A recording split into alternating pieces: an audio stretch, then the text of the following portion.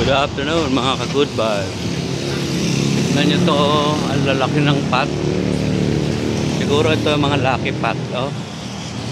Tapos ito, batang nagpopomba sa gripo. Siguro pampaswerte to. Mga kasimpleng buhay. Tignan mo, ang layon, oh. Ang ganda ng mga decoration, layon. Oh, lucky pots. Mga pampabuenas na pots. Oh, yan siguro, no? Ang daming layon. Oh, ang ganda ng mga design, oh. Ang ganda. Ang cute. Oh, lucky pots. Hello, layon. Layon, layon. Oh, ayan. Ito po yung daanan natin. Tignan nyo, may mga lucky pots dito. Mga ka-good vibes.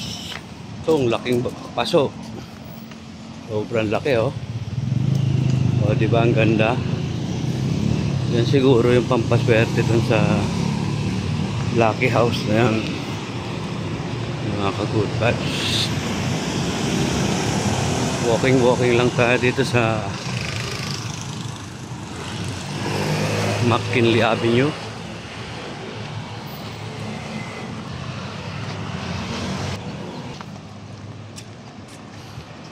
Dito po tayo ngayon sa area ng Makati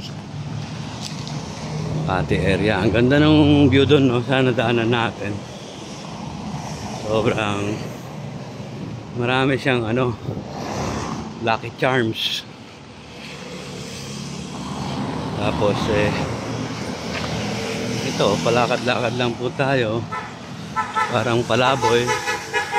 Ganyan lang talaga, mga kasimpleng buhay. Ating paglalakbay. Dumadaan na tayo ngayon sa Manila Polo Club. Ito po, yan ang bakod ng Manila Polo Club. Mga kasimpleng buhay. Oh, lalakad tayo. Ang ganda, daing puno. Maganda yung nadaanan natin talaga kanina. Kasi daming decorations. Bilis, oh. Ang tuloy ng sasakyan, mga ka-good vibes. Tingnan nyo. Dito, kahit 44 ang init, hindi masyadong iniinda. Tag-init po ngayon ng panahon, mga kasimpleng buhay at ka-good vibes. 44 nga, pero pag ganitong mapuno, medyo malamig.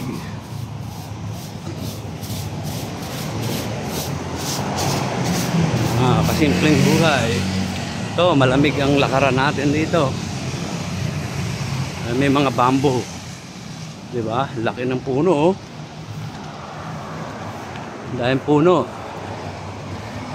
Ito po yung McKinley Avenue. Papunta ang BGC. Pero ito part pa po ng Makati. Nasa tapat tayo ng Forbes Park, Makati. Barangay Forbes Park.